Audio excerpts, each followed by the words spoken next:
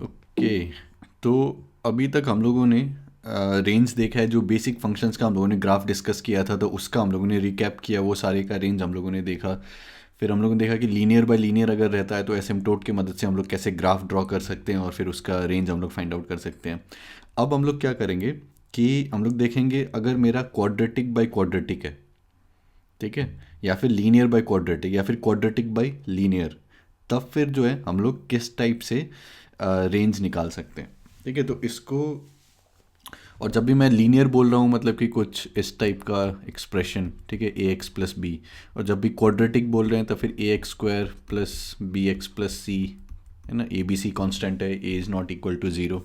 तो इस टाइप का जब भी रहेगा, है ना, कि ऊपर में एक क्वाड्रेटिक है, मान लो a one x square plus b one x plus c one, नीचे में और एक क्वाड्रेटिक है a two x square plus b two x plus c two. तो इसको कैसे जो है हम लोग इसका रेंज फाइंड आउट करते हैं। ठीक है, तो इसको सीधा एक पहले एग्जांपल के थ्रू समझते हैं, फिर स्टेप्स हम लोग देखेंगे। तो हमारे पास क्या है, x square plus 14x plus 9 divided by x square plus 2x plus 3। ठीक है, तो ऊपर में एक क्वाड्रेटिक है, नीचे में एक क्वाड्रेटिक है, इसका जो है हम लोगों को रेंज निकालना है। ठीक है, तो इसको एक बार सॉल्व करते हैं। तो इसमें सबसे पहले हम लोग क्या करते हैं, और फिर ये जो एग्जांपल दिख रहा है IIT-JEE के क्वेश्चन का, इसको हम लोग बाद में देखेंगे, पहले ये एग्जांपल को देखते हैं। तो सबसे पहले हम लोग इसको क्या अज्यूम कर देंगे कि ये जो भी हमारे पास एक्सप्रेशन है, इसको मान लो कि मैंने सम y बोल दिया। ठीक है, y is equal to this. ठीक है, अब ये जो भी वैल्यूज़ लेगा वो सेम ही चीज़ होगा कि अगर मैं बोलूँ कि y जो भी वैल्यू लेता है ना, अगर ये एक्सप्रेशन का रेंज हम लोग को निकालना है तो मैंने वो एक्सप्रेशन को y बोल दिया, तो जो भी y वैल्यूज़ ले सकता है तो वही वैल्यूज जो है ये मेरा जो भी यहाँ पर एक्सप्रेशन लिखा हुआ है वो ले सकता है। ठीक है, अब कैसे फाइंड आउट कर सकते हैं, अब जो मेरा x होगा वो मेरा रियल होगा, है ना, क्योंकि हम लोग यहाँ पर सारा रियल वैल्यूड फंक्शंस के साथ ही काम कर रहे हैं या फिर रियल फंक्शंस के साथ ही काम कर रहे हैं, मतलब कि डोमेन रेंज ये सब जो है या तो रियल होगा, पूरा का पूरा रियल नंबर्स होगा या फिर उसका कोई सबसेट होगा। ठीक है, तो या फिर क्वेश्चन में मेंशन किया रहेगा कि x बिलोंग्स टू r, ठीक है, रियल नंबर है। तो अगर x मेरा रियल है, ठीक है, तब फिर हम लोग यहाँ पर क्या सोच सकते हैं कि अगर मैं यहाँ पर डिनोमिनेटर में जो भी लिखा है इसको इस साइड लेके जाता हूँ, ठीक है, और फिर हम लोग ये सारे जितने भी टर्म्स यहाँ पर हैं उसको लेफ्ट हैंड साइड लेके जाएंगे और फिर एक्स स्क्वायर वाले टर्म्स को एक साथ लिख दो, एक्स वाले को एक साथ लिख दो, कांस्टेंट को एक साथ लिख दो, तो मेरे पास एक्स में एक क्वाड्रेटिक आ जाएगा। ठीक है, फिर हम लोग क्या करते हैं कि वो एक क्वाड्रेटिक इक्वेशन आ गया, तो उसमें अगर x जो है वो मेरे को रियल चाहिए, तब फिर उसमें क्या होना चाहिए, जो डिस्क्रिमिनेंट जो है that should be greater than equal to zero. ठीक है, तो यहाँ पर डिस्क्रिमिनेंट जो है वो y के फॉर्म में आएगा, तो उसी को greater than equal to zero कर देंगे और फिर वहाँ से जो भी इनइक्वालिटी आता है उसको हम लोग सॉल्व कर देंगे। ठीक है, तो इसी को जो है करते हैं यहाँ पर। तो यहाँ पर क्या आ जाएगा, वाई एक्स स्क्वायर आ जाएगा, फिर ये एक्स स्क्वायर को अगर मैं इस साइड लेके आऊँगा तब फिर क्या आ जाएगा, y minus one x square, है ना, खुद से करके देखो। फिर यहाँ से 2y(x) आ जाएगा, यहाँ से -14, तो प्लस 2y माइनस 14 या फिर 2 टाइम्स y माइनस 7x ये लिख सकते हैं। फिर यहाँ से 3y आएगा, यहाँ से -9, तो plus 3y minus 9 equal to 0। ठीक है, तो ये क्या हो गया, x में एक क्वाड्रेटिक आ गया, है ना। तो इसको ऐसे सोच सकते हो कि a x square plus b x plus this constant, है ना, इक्वल टू ज़ीरो। तो इसमें अब बस अगर मेरे को x रियल चाहिए तब फिर मैं क्या करूँगा, discriminant should be greater than equal to zero. ठीक है, तो डिस्क्रिमिनेंट क्या होता है, बी स्क्वायर, मतलब कि x का जो भी कोफिशिएंट है उसका स्क्वायर, तो 4 टाइम्स y माइनस 7 का square, B square minus 4ac, है ना, -4, फिर y माइनस 1, यहाँ से 3 अगर कॉमन लेता हूँ तो फिर y माइनस 3, तो this should be greater than equal to 0। ठीक है, तो फिर यहाँ से 4 को, मतलब दोनों साइड हम लोग 1/4 से मल्टीप्लाई कर सकते हैं, तो या फिर 4 को लेके कैंसिल कर दो, वैसे सोच सकते हो। ठीक है, ये आ गया मेरे पास। फिर उसके बाद यहाँ पर हम लोग क्या कर सकते हैं कि इसको एक्सपेंड करो, a square minus 2ab plus b square. ठीक है, और फिर यहाँ से अगर मैं लिखूँगा तब फिर यहाँ से क्या आएगा, वाई स्क्वायर आएगा, फिर -3y minus Y minus 4y plus 3। ठीक है, ये इनइक्वालिटी को खुद से सॉल्व करके देखो क्या आंसर आता है, वीडियो को पॉज करो, खुद से ट्राई करो सॉल्व करने का। फिर Y square minus 3y square, तो फिर यहाँ से -2y स्क्वायर आ जाएगा, फिर वाई स्क्वायर वाई स्क्वायर वाला हो गया, -14y है, प्लस 12y, तो -2y, फिर प्लस 49 है, फिर -9, तो +40 is greater than equal to 0। ठीक है, तो यहाँ से -2 कॉमन लेके हटा दो, तो फिर यहाँ पर क्या आएगा, y² + y -20 is less than equal to 0। ठीक है, तो यहाँ पर क्या आ रहा है, अगर मैं -5 लेता हूँ y का वैल्यू, तो -5 का स्क्वायर 25, फिर यहाँ पर -5, तो -5 इसको सेटिस्फाई करेगा, मतलब कि y + 5 एक मेरा फैक्टर हो जाएगा। ठीक है, और फिर अगर मैं बैलेंस करूँ तो y है ना, तो y से y² आ जाएगा, फिर कांस्टेंट के लिए +5 है, तब फिर यहाँ पर -4। ठीक है, और -4y + 5y, तो ये y है ना, तो इसको हम लोग ये लिख सकते हैं, तो ये this is less than equal to 0। तो फिर यहाँ से क्या आ जाएगा कि ये एक क्वाड्रेटिक है ना, तो लेस देन इक्वल टू 0 मतलब कि बिटवीन दी रूट्स, तो y शुड बिलोंग टू आपका -5 से लेके 4 है ना, -5 से लेके 4। ठीक है, तो ये मेरा y का सारा वैल्यूज़ आ गया। ठीक है, -5 से 4, तो यहाँ पर हम लोग यही बोल सकते हैं कि y ये सारा पॉसिबल वैल्यूज़ ले सकता है ना, x रियल होने के लिए। तो ये टर्म का रेंज जो है वो यही हो गया -5,4। लेकिन इसमें बस एक चीज़ और क्या ध्यान देना पड़ेगा कि अगर y 1 हो जाता है, ठीक है, अगर y 1 हो जाता है तब फिर क्या होगा कि ये x² का जो कोएफिशिएंट है वो 0 हो जाएगा, है ना। तो इसको अगर मैं क्वाड्रेटिक बोल रहा हूँ तो साथ में मेरे को क्या बोलना चाहिए था कि y - 1 should not be equal to 0, तभी ये क्वाड्रेटिक होगा, है ना। तो वो जो y = 1 है उसको एक बार अलग से चेक कर लेना पड़ेगा कि वो पॉसिबल है कि नहीं, मतलब कि कोई एक पर्टिकुलर x के लिए जो है y 1 हो सकता है कि नहीं हो सकता है, तो उसको अलग से चेक करना पड़ेगा। तो उसका मतलब क्या है कि ये जो स्टार्टिंग का एक्सप्रेशन है यहीं पर y को जो है 1 डाल दो। ठीक है, तो अगर इसको 1 डाल देंगे तो यहाँ से क्या आएगा, x² + 14x + 9, फिर डिवाइडेड बाई x² + 2x + 3। ठीक है, तो इसको अगर इस साइड लेके जाएंगे तो x² कैंसिल हो जाएगा, फिर 14x - 2x आपका 12x होगा। ठीक है, और फिर 9 या फिर 3 - 9 उस साइड लेके अगर जाएं तब फिर ये -6 हो जाएगा, तो x जो है -1/2 है ना। तो ठीक है, मतलब कि y = 1 जो है वो पॉसिबल है, मतलब y = अगर x -1/2 होता है तब फिर y जो है वो 1 हो सकता है। ठीक है, तो y तो 1 जो है यहाँ पर इंक्लूडेड है, तब फिर ये ठीक है। ठीक है, लेकिन मान लो कि इसको अगर हम लोग सॉल्व करते हैं और यहाँ से कुछ इस टाइप का आ जाता कि 5 = 3 है ना, इस टाइप से कुछ आ जाता जो कि पॉसिबल नहीं है, मतलब कोई x के लिए अगर पॉसिबल नहीं होता y का ये पर्टिकुलर वैल्यू आना, तो फिर उसको जो है यहाँ से एक्सक्लूड करना पड़ता हम लोग को। ठीक है, वो अब ये हम लोग थोड़ी देर में देखेंगे, लेकिन आई होप आपको ये प्रोसेस जो है ये सारा समझ में आ गया होगा। और एक चीज़ साथ में क्या ध्यान में रखना है कि यहाँ पर जो हम लोग ये डिनोमिनेटर में क्वाड्रेटिक कंसिडर कर रहे थे x² + 2x + 3, तो इसमें क्या है, इसका ये जो x² कोएफिशिएंट है दिस इज़ ग्रेटर देन 0, मतलब कि फेसिंग अपवर्ड्स होगा, और डिस्क्रिमिनेंट जो है 4b² - 4ac है ना। तो ये क्या है, 4 - 12 - 8 दिस इज़ लेस देन 0, तो इसका मतलब क्या होगा कि ये x एक्सिस से ऊपर ही होगा, है ना, मतलब कि ये 0 नहीं होगा कभी। तब फिर हम लोग को स्पेशली मतलब उसको हटाना नहीं पड़ा डोमेन से, है ना, कि कहाँ पर ये 0 हो रहा है क्या हो रहा है वो सब चेक नहीं करना पड़ा। लेकिन और केस में हो सकता है कि हम लोग को चेक करना पड़े कि ये कहाँ पर 0 हो रहा है, तो y जो है वो वैल्यू ले सकता है कि नहीं ले सकता है उसके करस्पॉन्डिंग। ठीक है, तो वो सब चीज़ आगे हम लोग थोड़ा सा देखेंगे, लेकिन वो दो चीज़ जो है ध्यान देना पड़ेगा। तो इसमें हम लोगों ने क्या किया, सबसे पहले कि जो भी एक्सप्रेशन दिया हुआ है उसको y बोल दो, वहाँ से क्वाड्रेटिक बनाओ x में।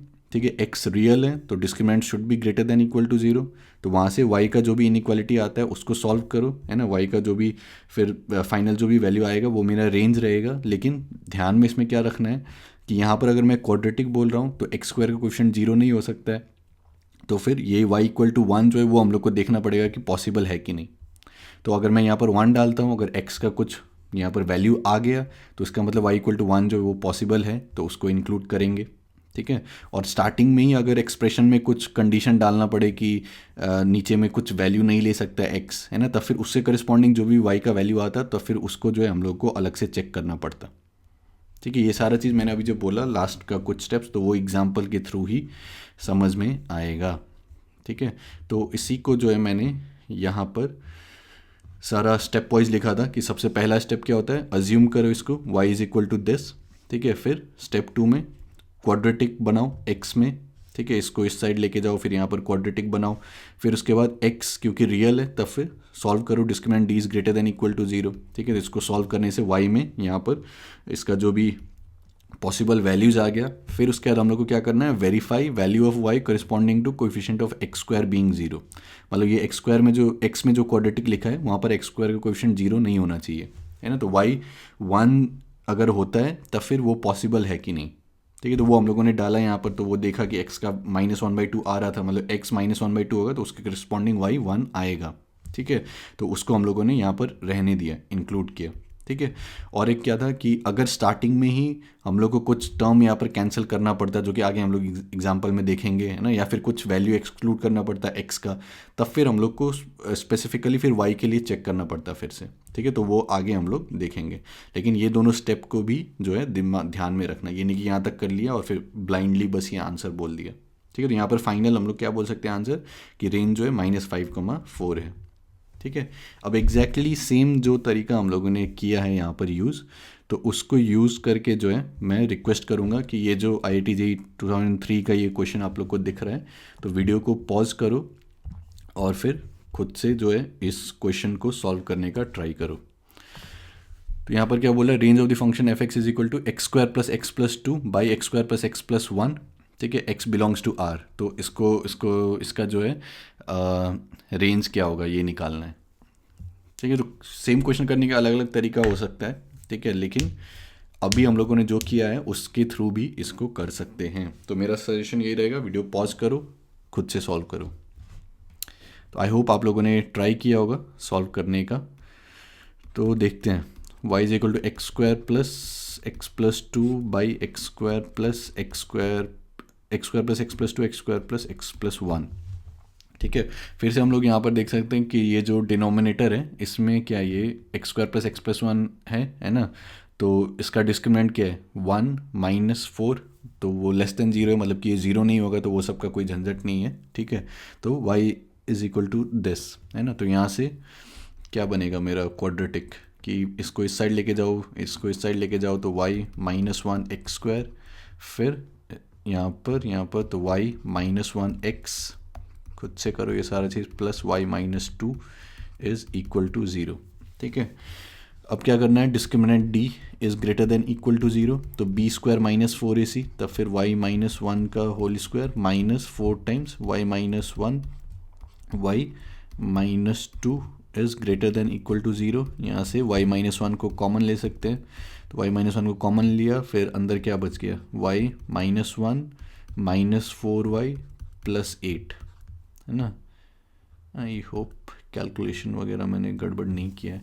तो ग्रेटर देन इक्वल टू 0, फिर यहाँ पर क्या आ जाएगा, y -1, फिर -3y + 7 is greater than equal to 0। ठीक है, फिर मान लो कि मैंने -3 को बाहर निकाल के फिर उसको हटा दिया, तब फिर क्या आ जाएगा, y -1, फिर यहाँ से y -7/3, और फिर -3 अगर मैं लेके हटाता हूँ तब फिर नेगेटिव से मल्टीप्लाई करना पड़ेगा दोनों साइड, तब फिर वो साइन फ्लिप कर देगा यहाँ पर < = 0। फिर ये क्या हो गया, मेरा एक क्वाड्रेटिक आ गया, है ना। तो < = 0, तो फिर बिटवीन दी रूट्स नेगेटिव होना चाहिए, तो y बिलोंग्स टू 1,7/3। ठीक है, लेकिन यहाँ पर ध्यान क्या देना है कि y = 1 के लिए जो है ये मेरा क्वाड्रेटिक जो है क्वाड्रेटिक नहीं रहता, है ना। तो y = 1 को अलग से मेरे को यहाँ पर चेक करना पड़ेगा कि पॉसिबल है कि नहीं। तो 1 अगर ये रहता तब फिर ये क्या हो जाता है, x² + x + 2 by x² + x + 1। ठीक है, तो यहाँ से क्या आ जाएगा, x² + x + 1 is equal to x² + x + 2, है ना। तो ये तो पॉसिबल नहीं, मतलब x² ये कैंसिल हो जाएगा, x², तो यहाँ से क्या आ जाएगा, 1 = 2, जो कि पॉसिबल नहीं है ना। तो इसका मतलब क्या है कि y = 1 जो है वो नहीं हो सकता है। तो यहाँ पर जो हम लोगों ने इसको इंक्लूड किया, तो इसको जो एक्सक्लूड करना पड़ेगा। तो फाइनल जो भी मेरा रेंज आया, range of function, that is open interval 1,7/3। ठीक है, तो ये ऑप्शन नंबर C। तो आई होप आप लोगों ने इसको सही से किया होगा। ठीक है, इसको करने का और भी तरीका है, इसको x² + x + 1 लिख दो, है ना, फिर सेपरेट कर दो, तो 1 + 1/x² + x + 1 आ जाएगा। ठीक है, तो वहाँ से भी सोच सकते हैं, लेकिन ये भी एक तरीका है करने का। ठीक है, तो यहाँ पर ये मत छोड़ना कभी भी, ये फाइनल स्टेप चेक करना कि कहाँ पर जो है ये क्वाड्रेटिक नहीं हो रहा था, है ना। तो वो उसको अलग से डाल के चेक करना पड़ेगा। तो यहाँ पर y=1 के लिए करस्पॉन्डिंग कुछ भी x नहीं आया, तो उसका मतलब ये पॉसिबल नहीं है। ठीक है, तो आई होप समझ में आया होगा आपको। अब और एक एग्ज़ाम्पल देखते हैं। इसमें क्या बोल रहे हैं, ये जो फंक्शन है ये है ना। तो इसको मान लो कि मैं लिख देता हूँ y=x³ + 2x² + 5x - 8 फिर डिवाइडेड बाई x² + 3x - 4। ठीक है, तो इसको एक बार जो है खुद से ट्राई करो बिना सोल्यूशन को। ओके, तो ये मेरा फंक्शन था f(x) है ना। तो मैंने इसको y बोल दिया, y=x³ + 2x² + 5x - 8 by x² + 3x - 4। ठीक है, तो जब भी इस टाइप से क्यूब वगैरह दिखे तो हमेशा दिमाग में ये ध्यान रखो कि शायद कहीं पर जो फैक्टराइज हो रहा होगा या फिर कोई एक फैक्टर मेरे को यहाँ पर बताना चाह रहा होगा ये। ठीक है, तो यहाँ पर ये सोचोगे अगर x³ का कोएफिशिएंट क्या है 1, x² का 2 है, यहाँ पर x का 5 है। तो अगर मैं 1 + 2 + 5 सोचता हूँ तब फिर वो क्या होगा 1 + 2 3, 3 + 5 8, है ना। तो 8 - 8 0। तो उसका मतलब क्या हो गया कि x=1 जो है वो इसका मतलब x-1 जो है वो इसका फैक्टर होना चाहिए, है ना। तो इसका मतलब क्या है कि ये जो भी एक्सप्रेशन लिखा हुआ है तो उसको मैं x-1 टाइम्स समथिंग लिख सकता हूँ। समझ में आई बात कि अगर मैं x=1 रखता हूँ तब फिर ये एक्सप्रेशन 0 होना चाहिए, मतलब कि x-1 जो है उसका एक फैक्टर होना चाहिए। ठीक है, तो इसको अगर मैं x-1 लिख देता हूँ तब फिर अब इसको बैलेंस करने के लिए यहाँ पर x³ है ना। तो फिर यहाँ पर मेरे को क्या डालना पड़ेगा, x² डालना पड़ेगा। ठीक है, अब x² को बैलेंस करने के लिए क्या करना पड़ेगा। अब पहले तो ये देखो कि x³ यहीं से आने वाला है x और x² को मल्टीप्लाई करने से, तब फिर ये यहाँ पर एक्सप्रेशन आ जाएगा इसका, है ना, कोएफिशिएंट आ जाएगी x² ही होना चाहिए। फिर क्या है कि कांस्टेंट, तो यहाँ पर -8 है, यहाँ पर -1 है, तो फिर कांस्टेंट कांस्टेंट मल्टीप्लाई करके ही कांस्टेंट आना है, तब फिर यहाँ पर +8 होना चाहिए। ठीक है, इतना तो हो गया। अब मेरे को x का कोएफिशिएंट क्या होना चाहिए वो पता करना है। तो यहाँ पर क्या है 2x² है।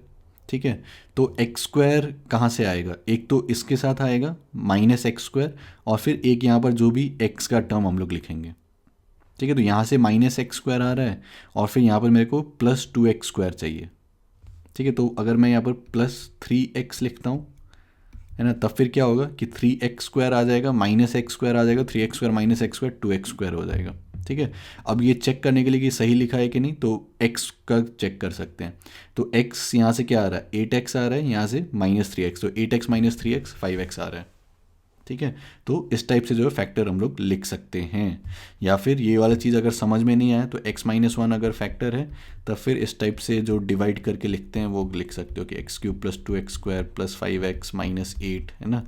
तो पहले x से यहाँ पर मल्टीप्लाई करो तो ये x³, फिर ये -x² होगा, तब फिर सब्ट्रैक्ट करो, ये माइनस हो जाएगा, ये प्लस हो जाएगा, ये और ये कैंसिल होगा, ये आपका 3x² + 5x - 8 आएगा। फिर यहाँ से 3x डालो तो यहाँ से 3x² आएगा, फिर यहाँ से -3x आएगा, फिर यहाँ से माइनस, यहाँ से प्लस, फिर ये और ये कैंसिल, फिर ये 2x - 8। तो फिर यहाँ पर क्या करना पड़ेगा फिर से। आई होप कि मैं सब कुछ सही कर रहा हूँ। इसके बाद फिर इसको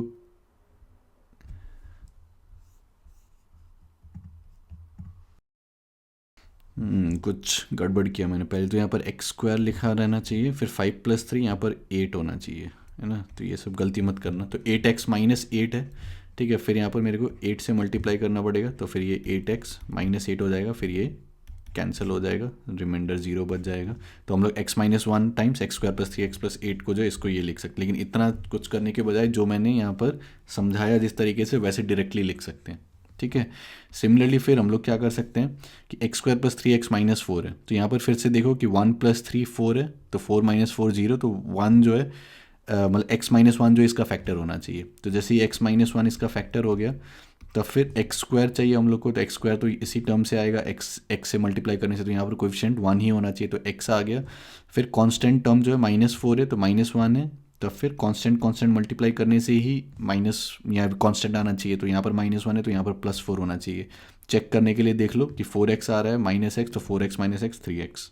ठीक है, तो इस टाइप से जो है डायरेक्टली इस फॉर्म में हम लोग लिख सकते हैं। अब इतना करने के बाद हम लोग क्या कर सकते हैं कि ये x-1 को कैंसिल कर सकते हैं, लेकिन जब भी इसको कैंसिल करो तो साथ में क्या बोलना पड़ेगा कि x is not equal to 1, है ना, क्योंकि x अगर इक्वल टू 1 हो जाता है तो फिर ये 0/0 हो जाता है, तो वो अनडिफाइंड होगा, मतलब उसमें कैंसिल नहीं कर सकते हैं फिर। तो अगर मैंने बोल दिया x is not equal to 1, तब फिर मैंने इसको कैंसिल कर दिया। ठीक है, तब फिर मेरे पास क्या आ जाएगा, y is equal to x² + 3x + 8 by x + 4। ठीक है, और इसको हमेशा ध्यान में रखना, x is not equal to 1। ठीक है, अब फिर हम लोग क्या कर सकते हैं, फिर से सेम चीज़ करो कि x में क्वाड्रेटिक बनाओ। तो अगर मैं इसको इसी साइड रखता हूँ तो यहाँ पर x² आ जाएगा, फिर यहाँ पर क्या आएगा, y आएगा, 3 - y टाइम्स x आ जाएगा, है ना, फिर 4y तो +8 - 4y। ठीक है, या फिर 4 को अगर मैं कॉमन ले लेता हूँ +2 - y। ठीक है, तो ये मेरा x में क्वाड्रेटिक आ गया, है ना। फिर x रियल है, तब फिर discriminant should be greater than equal to 0, तो फिर b² मतलब कि 3 - y का होल स्क्वायर, b² - 4ac, तो -4 × 4 16 times 2 - y, this should be greater than equal to 0। तो फिर से एक्सपेंड करो कि a² - 2ab + b², फिर -32 + 16y is greater than equal to 0। ठीक है, तो y² + 10y और फिर -23, है ना, this is greater than equal to 0। ठीक है, तो ये y में क्वाड्रेटिक आ गया। ठीक है, तो इस ग्रेटर देन इक्वल टू 0 मतलब कि आउटसाइड दी रूट्स, तो इसका जो भी रूट्स है उसको कैलकुलेट कर लो। तो रूट्स क्या होना चाहिए, -b ± square root of b² - 4ac। ठीक है, तो -4ac बाई 2a। ठीक है, तो ये जो भी है -10 ± √192/2। ठीक है, तो y क्या होना चाहिए, रेंज इसका मतलब ग्रेटर देन इक्वल टू 0 चाहिए, तब फिर आउटसाइड दी रूट्स, तब फिर -∞ से लेके इसका जो भी माइनस वाला पार्ट है -192/2। ठीक है, ये और फिर यूनियन यहाँ से लेके +∞। ठीक है, -10 + √192/2 से लेके इन्फिनिटी। ठीक है, तो ये मेरा y का यहाँ पर रेंज आ गया ये सारा चीज़। ठीक है, तो इसमें क्या देना था, ध्यान देना था कि x² कोएफिशिएंट 0 नहीं होना चाहिए, तो वो तो यहाँ पर 0 नहीं हो सकता है, वो तो यहाँ पर 1 है। ठीक है, तो उसमें कोई दिक्कत नहीं है। अब बस हम लोग को और एक चीज़ क्या चेक करना है कि x इज़ इक्वल टू 1, मतलब ये सारा चीज़ जो भी हम लोगों ने यहाँ पर किया, इसमें हम लोगों ने स्पेसिफिकली मेंशन किया था कि x जो है 1 नहीं होना चाहिए। ठीक है, तो x इज़ इक्वल टू 1 के करस्पॉन्डिंग जो भी वैल्यू आ रहा है y का, ठीक है, यहाँ पर, तो वो क्या कोई और x के वैल्यू के लिए पॉसिबल है कि नहीं। तो अगर वो वैल्यू पॉसिबल है 1 को छोड़ के कोई और x के लिए भी, तब हम लोग वो वाला जो y का वैल्यू है उसको रहने देंगे, नहीं तो फिर उसको जो है ये सोल्यूशन से निकालना पड़ेगा। तो अगर मैं x को 1 डालता हूँ तो y का क्या वैल्यू आएगा यहाँ पर, तो अगर x को 1 डालता हूँ तब फिर क्या आना चाहिए कि 1 + 3 4 + 8 12/5। ठीक है, तो x को अगर 1 डाला जाए तब फिर ये 12/5 आएगा। ठीक है, अब मेरे को ध्यान में क्या रखना है कि ये 12/5 अगर मैं यहाँ पर डालता हूँ, है ना, तो हम लोग को फिर यहाँ से x का सॉल्व करना पड़ेगा, तो x का कुछ आंसर आएगा जिसके लिए 12/5 आ रहा है। तो अगर वो आंसर जो है ऐसा आया कि बस x को 1 डालने से ही 12/5 आ रहा है, तब तो फिर 12/5 को लास्ट फाइनल जो भी आंसर है उससे एक्सक्लूड करना पड़ेगा, क्योंकि x इज़ इक्वल टू 1 जो है डोमेन में नहीं है ना, या इंक्लूड नहीं कर सकते उसको। लेकिन अगर 12/5 जो है वो कोई और x के लिए भी वो वैल्यू आ रहा है, तब फिर मतलब कि वो इंक्लूड कर सकते हैं हम लोग उसको। ठीक है, तो अब हम लोग को बस क्या करना पड़ेगा कि ये 12/5 को जो है यहाँ पर इक्वेट कर दो और फिर देखो कि x का क्या क्या वैल्यूज़ आ रहा है। ठीक है, तो इसके लिए जो है मैं थोड़ा सा स्पेस बनाता हूँ। ओके, तो हम लोगों ने क्या बोला कि जब हम लोगों ने ये चीज़ डिफाइन किया था तो हम लोगों ने बोला था कि x जो है वो 1 नहीं हो सकता है ना, और 1 डालने से y का वैल्यू यहाँ पर क्या आ रहा था, 1 + 3 4 + 8 12/5। ठीक है, तो अब हम लोगों ने क्या बोला कि 12/5 यहाँ पर डाल के चेक करना पड़ेगा कि x का 1 छोड़ के कोई और वैल्यू में भी 12/5 आ रहा है कि नहीं आ रहा है। अगर आ रहा है तो फिर 12/5 हम लोग रख सकते हैं फाइनल सोल्यूशन में। अगर नहीं आ रहा है, बस 1 आ रहा है, तब फिर हम लोग को उसको एक्सक्लूड करना पड़ेगा क्योंकि x = 1 जो है वो डोमेन में नहीं है। तो अगर मैं 12/5 यहाँ पर डालता हूँ, ठीक है, तो क्या आएगा, x² + 3x + 8/x + 4। ठीक है, तो यहाँ से क्या आ जाएगा, 12x ++ 48, this is equal to 5x² + 15x + 40। ठीक है, तो यहाँ से क्या आ जाएगा, 5x² + 3x और फिर 5x² + 3x - 8 is equal to 0। तो यहाँ से अगर x को सॉल्व करते हैं तो क्या आएगा, -b ± (√b² - 4ac). तो -4ac मतलब 2160 है ना, बाई 2a। ठीक है, तो ये 169 हो जाएगा, मतलब कि 13। तो -3 ± 13/10। ठीक है, तो x यहाँ से क्या आएगा, अगर एक बार मैं माइनस लेता हूँ तो -16/10 आ जाएगा, और फिर एक बार क्या आ जाएगा, 13 - 3 10/10 1 है ना। तब फिर इसका मतलब क्या है कि ये जो 12/5 है वो x = -16/10 के लिए भी आ रहा है, मतलब कि पॉसिबल है ना। x = 1 के लिए बस ये नहीं आ रहा है। तो इसका मतलब क्या है कि अगर ये चीज़ सॉल्व करते हैं और फाइनल कुछ इस टाइप से आ जाता है, x - 1² = 0, तो उसके लिए क्या होता है सोल्यूशन कि बस x = 1 के लिए ये पर्टिकुलर वैल्यू आ रहा है। तो x = 1 तो इसके डोमेन में ही नहीं था यहाँ पर, तो उसको हम लोग इंक्लूड नहीं कर सकते। लेकिन क्योंकि x = -16/10 के लिए ये 12/5 आ रहा है, तो फिर फाइनल हम लोग का जो भी सोल्यूशन आया था तो उसमें से जो है 12/5 को एक्सक्लूड करने का कोई ज़रूरत नहीं है। ठीक है, उप्स उप्स उप्स उप्स।